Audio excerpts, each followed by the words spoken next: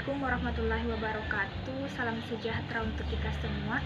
Perkenalkan, nama saya Resti Anissa dengan NIM D1B1200058, Fakultas Farmasi Prodi S1 Farmasi dari kelas B Universitas Megarizky Makassar.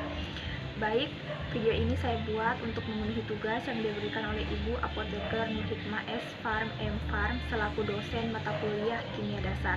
Untuk mempersingkat waktu, adapun materi saya pada kesempatan kali ini yaitu tentang larutan dan konsentrasi larutan.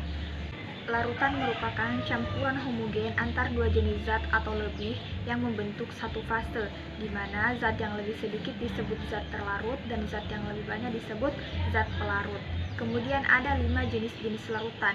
Yang pertama, jenis larutan berdasarkan wujud pelarutnya, kemudian yang kedua berdasarkan zat terlarutnya, yang ketiga berdasarkan fase zat pelarut dan terlarut, yang keempat berdasarkan daya hantar listrik, dan yang kelima berdasarkan tingkat kejenuhannya. Kemudian ada juga beberapa sifat-sifat yang dimiliki oleh larutan. Ada 3 sifat. Yang pertama biasa disebut dengan sifat koligatif larutan. Sifat koligatif larutan merupakan suatu sifat yang tidak tergantung pada suatu jenis zat yang larut, tetapi dia tergantung pada konsentrasi partikel zat larutannya. Kemudian yang kedua biasa disebut dengan sifat aditif. Sifat aditif merupakan suatu sifat yang tergantung pada atom total dalam jumlah molekul atau dalam jumlah yang sama. Kemudian yang ketiga ada yang namanya sifat konstitutif. Larutan konstitutif merupakan suatu larutan yang tergantung pada partikel penyusun atom. Kemudian ada juga beberapa jenis-jenis larutan. Yang pertama larutan asam, yang kedua larutan basah, dan yang ketiga larutan garam. Yang pertama larutan asam. Larutan asam atau asid banyak kita temui di dalam kehidupan sehari-hari. Contohnya seperti jeruk dan cuka masuk ke dalam kategori larutan asam. Kemudian yang kedua ada larutan basah. Larutan basah memiliki sifat yang pahit. Ketika Anda pernah atau tidak sengaja menelan sabun dan rasanya pahit, maka itulah rasa dari asam basah. Kemudian yang ketiga ada larutan garam. Jika larutan asam dan larutan basah direaksikan akan menghasilkan netralisir, nah hasil netralisir inilah yang akan menghasilkan garam dengan berbagai jenis.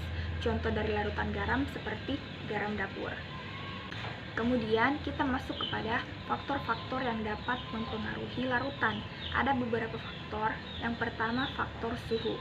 Semakin tinggi suhu yang digunakan dalam melarutkan suatu larutan, maka cepat pula proses pelarutannya. Begitupun sebaliknya, semakin rendah suhu yang digunakan, maka semakin lambat pula proses pelarutannya. Kemudian yang kedua, ada ukuran zat terlarut. Semakin kecil ukuran zat terlarut yang digunakan, maka semakin cepat pula proses pelarutannya. Begitupun sebaliknya, semakin besar ukuran zat terlarut yang digunakan, maka semakin lama pula proses pelarutannya. Kemudian yang ketiga, ada volume pelarut. Semakin banyak ukuran pelarut yang digunakan, maka semakin cepat pula proses pelarutan suatu larutan. Begitupun sebaliknya, semakin sedikit volume pelarut yang digunakan, maka semakin lambat pula proses pelarutannya. Kemudian faktor yang terakhir adalah kecepatan pengadukan. Faktor ini sangat mempengaruhi. Kenapa?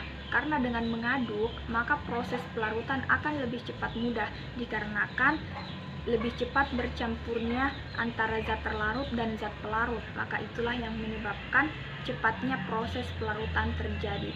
Berbeda dengan suatu larutan yang tidak diaduk sama sekali, maka proses pelarutannya akan lambat dan tidak secepat dengan proses pengadukan yang dilakukan. Kemudian kita masuk kepada materi kedua, yaitu konsentrasi larutan. Apa itu konsentrasi larutan? Konsentrasi larutan merupakan cara untuk menyatakan suatu hubungan kuantitatif antara zat terlarut dan zat pelarut. Ada beberapa cara dalam menyatakan konsentrasi larutan. Yang pertama, fraksi mol. Fraksi mol menyatakan perbandingan antar mol dengan jumlah komponen mol yang lain yang terdapat di dalam larutan. Yang kedua, ada persen berat. Persen berat menyatakan gram berat zat terlarut yang terdapat di dalam 100 gram pelarut. Dan yang ketiga, ada molalitas. Molalitas atau biasa yang disingkat dengan huruf M kecil ini menyatakan persen berat menyatakan mol zat terlarut di dalam 1000 gram pelarut. Kemudian yang ketiga, ada yang namanya molaritas. Molaritas atau biasa yang disingkat dengan huruf M besar ini menyatakan jumlah mol zat di dalam 1 liter larutan. Kemudian yang keempat, ada normalitas atau yang biasa disimbolkan dengan huruf N besar menyatakan jumlah mol ekuivalen di dalam 1 liter larutan, di mana pada larutan asam 1 mol ekuivalennya setara dengan 1 mol ion OH-, 1 mol ion H+, dan di dalam larutan basa 1 mol ekuivalennya setara dengan 1 mol ion OH-. Baik, itulah tadi materi yang saya paparkan berkaitan dengan larutan dan konsentrasi larutan. Sebagai kesimpulannya, larutan merupakan campuran zat antar dua homogen atau lebih yang membentuk satu fase, di mana fase yang lebih sedikit disebut zat terlarut dan fase yang lebih banyak disebut zat pelarut. Kemudian jenis-jenis larutan ada 5, dibedakan berdasarkan wujud pelarutnya, zat terlarutnya, daya hantar listrik, tingkat kejenuhannya, dan fase zat terlarut dan pelarut. Kemudian ada juga jenis-jenis larutan yang dibedakan menjadi 3, larutan asam, larutan basah, dan larutan garam. Kemudian kita masuk ke konsentrasi larutan.